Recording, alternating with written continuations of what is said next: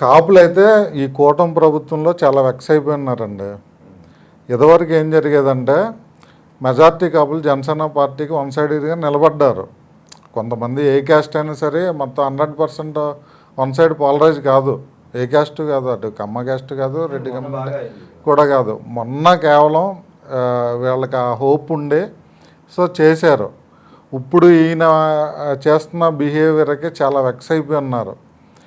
ఇదివరకు సోషల్ మీడియాలో జనసేన పార్టీ అంటే ఎలాంటి భయం లేకుండా ముందుకొచ్చి పోరాటాలు చేసేవారు. ఇప్పుడు అలా పోరాటాలు చేసేవాళ్ళు సైలెంట్ అయిపోయారు.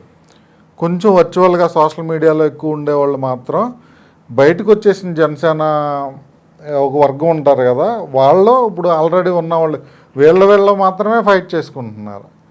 జనసేన పార్టీ అదర్ పార్టీస్ మీద ఫైట్ చేయడం ఇదంతా పోయింది. సో ఇక్కడి నుంచి బయటకు వెళ్ళిన వాళ్ళు ఇక్కడ ఉన్న వాళ్ళే ఎక్కువ ఫైట్ చేస్తున్నారు. అదే ఎక్కువ మనకు కనపడుతుంది. అదే కాపుల్ని వాడుకుని వదిలేదలుచుకున్నారు ఇంకా అంటున్నాను నేను.